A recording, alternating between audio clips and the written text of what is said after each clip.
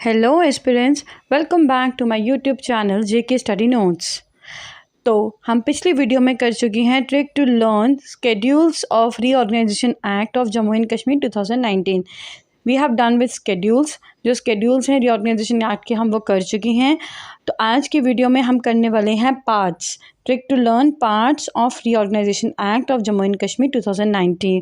तो ये वीडियो आपके लिए बहुत ज़्यादा इंपॉर्टेंट रहने वाली है, तो एंड तक वीडियो को ज़रूर देखिएगा और अगर पसंद आए तो लाइक ज़रूर करिएगा। तो स्टार्ट करते हैं अपनी ट्रिक। तो ट्रिक है ऐसी पार्ट्स की, as we all know that कि हमारे जो reorganisation act Jammu and Kashmir के जो पार्ट्स हैं वो 14 हैं। तो आज हम 14 के 14 पार्ट्स जो हैं इस वीडियो में डिस्कस करेंगे। Got it. तो मैं जो आपको ट्रिक करवाने वाली हूँ basically it is a kind of story. मैं आपको एक स्टोरी जो है वो नरेट करूँगी और उसके साथ ही मैं आपको पार्ट्स जो है वो साथ में लर्न करवाती जाऊँगी। तो आप स्टोरी को ध्यान से सुनेंगे और पार्ट्स को साथ साथ में लर्न करते जाएंगे। Got it. तो क्या होता है, एक बार एक टीचर की अपॉइंटमेंट हुई स्कूल में एज प्राइमरी टीचर। एक बार एक टीचर की जो है अपॉइंटमेंट हुई एज अ प्राइमरी टीचर। तो फर्स्ट हमारा प्राइमरी जो है वो कीवर्ड रहेगा और हमारा फर्स्ट पार्ट आ जाएगा प्रिलिमिनरी। Got it. क्या होता है, एक बार एक टीचर की अपॉइंटमेंट होती है स्कूल में एज अ प्राइमरी टीचर, तो प्राइमरी हमारा कीवर्ड रहेगा और प्रिलिमिनरी जो हमारा पार्ट 1 रहेगा रीऑर्गेनाइजेशन एक्ट का। तो क्या होता है कि जब टीचर की जो अपॉइंटमेंट होती है तो प्रिंसिपल उनको कहता है, उस टीचर को कहता है कि आपको क्लास को रीऑर्गेनाइज करना पड़ेगा। ठीक है। तो क्या कहते हैं, प्राइमरी क्लास में अपॉइंटमेंट होती है टीचर की और क्लास को उसको रीऑर्गेनाइज करना पड़ेगा। तो रीऑर्गेनाइज से क्या हो जाएगा हमारा second part, reorganisation of the state Jammu and Kashmir. क्या हो जाएगा सेकंड पार्ट हमारा, reorganisation of the state Jammu and Kashmir. Got it. जब प्राइमरी टीचर में अपॉइंटमेंट भी होगी टीचर की, क्लास को रीऑर्गेनाइज भी कर दिया प्रिंसिपल के कहने पे, तो उसके बाद क्या करना पड़ेगा, रीऑर्गेनाइज करने के बाद प्रिंसिपल ने उन टीचर को कहा कि आपको रीऑर्गेनाइज करने के बाद अपने आप को रिप्रेजेंट करना पड़ेगा। तो रीऑर्गेनाइज के बाद टीचर को क्या करना पड़ेगा, रिप्रेजेंट करना पड़ेगा अपने आप को। तो हमारा जो थर्ड पार्ट है वो हो जाएगा representation in the legislatures. Got it. पहले टीचर की जो है अपॉइंटमेंट होती है एज अ प्राइमरी टीचर, तो प्रिलिमिनरी फर्स्ट पार्ट आ जाएगा। सेकेंड में जो है रीऑर्गेनाइज करना पड़ेगा उन टीचर को अपने आप को, तो reorganisation of the state of Jammu and Kashmir आ जाएगा। देन थर्ड पार्ट में होगा कि प्रिंसिपल ने टीचर को कहा कि आपको अपने आप को रिप्रेजेंट करना पड़ेगा। तो थर्ड पार्ट जो है हमारे रीऑर्गेनाइजेशन एक्ट का वो है रिप्रेजेंटेशन इन द लेजिस्लेचर। ठीक है। तो क्लास टीचर ने फिर नॉटी स्टूडेंट अमन को क्लास का एडमिन बना दिया। तो क्लास टीचर ने क्या किया, अपने आप को रिप्रेजेंट करने के बाद क्लास का जो सबसे नॉटीएस्ट बच्चा था जिसका नाम अमन था उसको क्लास का एडमिन बना दिया। तो फोर्थ हमारा जो पार्ट हो जाएगा वो हो जाएगा administration of union territory of Ladakh. ठीक है। Administration of union territory of Ladakh. जैसे ही उसने अमन को जो है क्लास का एडमिन बना दिया तो अमन से बच्चे हैंडल नहीं हुए। अमन से क्या हुए, क्लास में बच्चे हैंडल नहीं हुए, तो उसने क्लास को डीलिमिट कर दिया। क्या कर दिया उसने, क्लास को डीलिमिट कर दिया। ठीक है। टीचर ने अमन को एडमिन बना दिया, एडमिनिस्ट्रेशन आ जाएगा। अमन ने क्या किया, क्लास को डीलिमिट कर दिया। तो क्या आ जाएगा पार्ट, डीलिमिटेशन ऑफ कॉन्स्टिट्यूशन। क्या आ जाएगा पार्ट हमारा, डीलिमिटेशन ऑफ द कॉन्स्टिट्यूशन। ये हमारा हो जाएगा पार्ट 5th। ठीक है। तो जैसे ही अमन ने क्लास को डिलिमिट किया तो उसने सबसे पहले क्या किया, शेड्यूल कास्ट और शेड्यूल ट्राइब बच्चों को जो है अलग अलग कर दिया। ठीक है। तो ये आ जाएगा हमारा 6th part, schedule caste and schedule tribe. क्या आ जाएगा, schedule caste and schedule tribe. Got it. अब क्या हुआ कि जब अमन को एडमिन बना दिया, उसने क्लास को डिलिमिट कर दिया। डिलिमिट करने के बाद शेड्यूल कास्ट और शेड्यूल ट्राइब बच्चों को जो है अलग अलग कर दिया।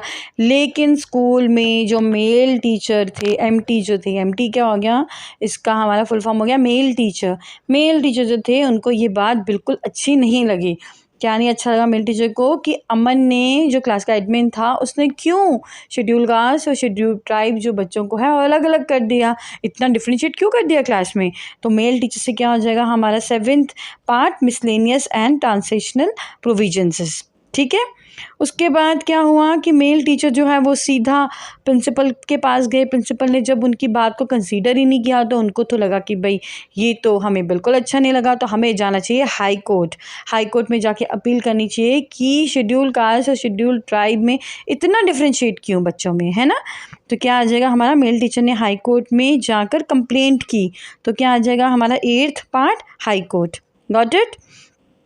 जब वो हाई कोर्ट में गए तो क्या होता है, जब हमें अपना केस फाइल करना होता है हम सबसे पहले एडवोकेट से मिलते हैं, उससे सलाह करते हैं कि हमें किस तरह जो है क्या करना चाहिए ताकि हम जो केस जो हम अच्छे से जीत सकें या फिर अपने जो भी इश्यूज़ हैं उनको जज के सामने रख सकें। तो उन्होंने क्या किया, वहाँ पे जाके हाई कोर्ट में एडवोकेट से मिले तो हमारा 9th जो पार्ट है रीऑर्गेनाइजेशन एक्ट का वो आ जाएगा advocate general of UT of Jammu and Kashmir.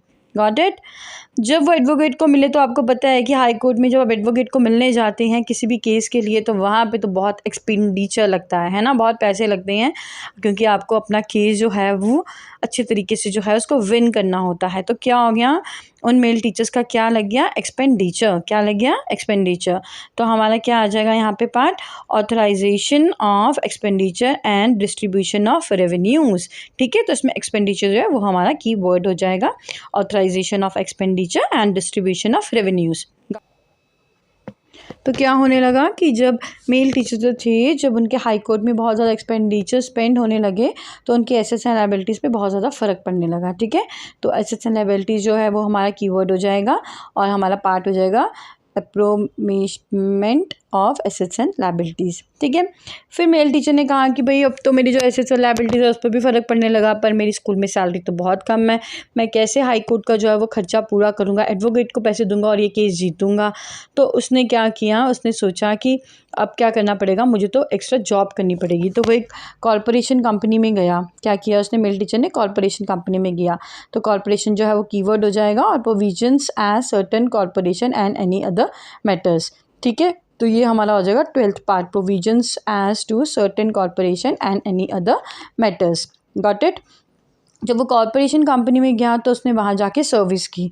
ठीक है, सर्विस जो हमारा कीवर्ड हो जाएगा प्रोविजंस एज टू सर्विसेज।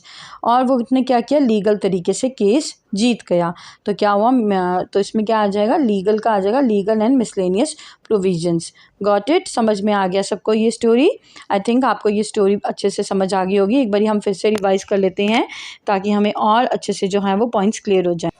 एक बार स्टोरी को फिर से रिवाइज कर लेते हैं। क्या था, एक बार एक टीचर का जो अपॉइंटमेंट हुआ वो प्राइमरी स्कूल में हुआ। तो प्राइमरी क्लास में तो क्या था, प्रिलिमिनरी हमारा फर्स्ट जो है पार्ट आ जाएगा। उसके बाद प्रिंसिपल ने कहा क्लास टीचर को कि आपको क्लास को रीऑर्गेनाइज करना पड़ेगा। तो reorganisation of the state Jammu and Kashmir, अपने आप को रिप्रेजेंट करना पड़ेगा। तो रिप्रेजेंटेशन इन द लेजिस्लेचर्स।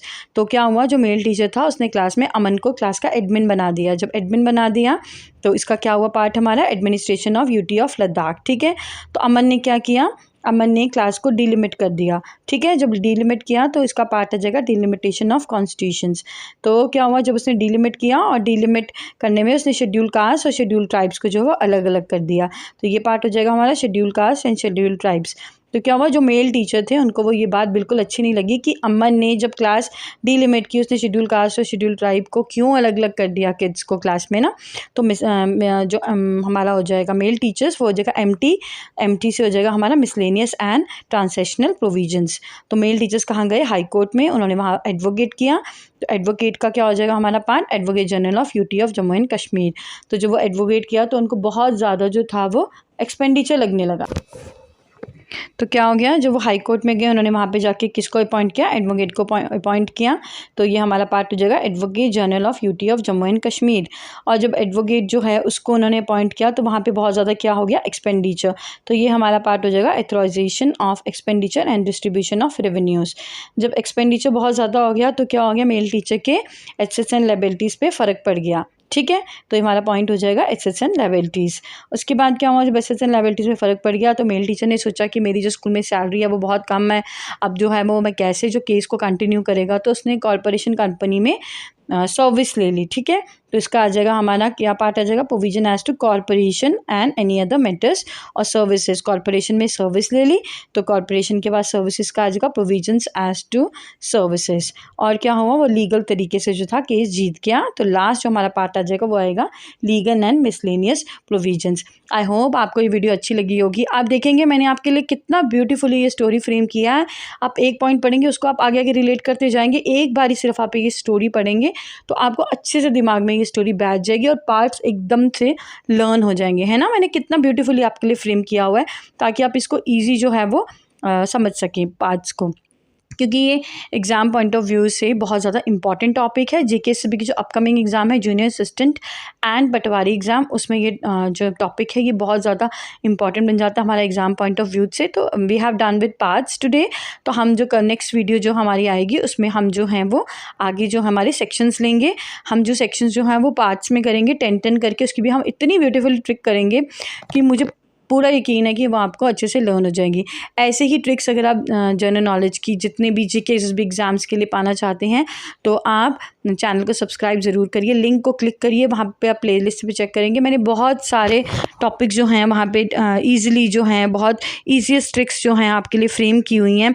उसमें डिफरेंट वेरियस टॉपिक हैं, जैसे कि हमारी हिस्ट्री ऑफ JNK हो गया, उसके बाद हमारे हिमालयन रेंजेस हो गए, उसके बाद हमारे निकनेम हो गए इंडियन सिटीज़ के, या फिर आप वहाँ पे जाके कैपिटल देख सकती हैं, स्टेट्स देख सकती हैं, यूनियन टेरिटरीज़ देख सकती हैं, उनकी कैपिटल्स देख सकते हैं कौन कौन सी ये ट्रिक्स है। इतना ब्यूटीफुली फ्रेम किया हुआ है।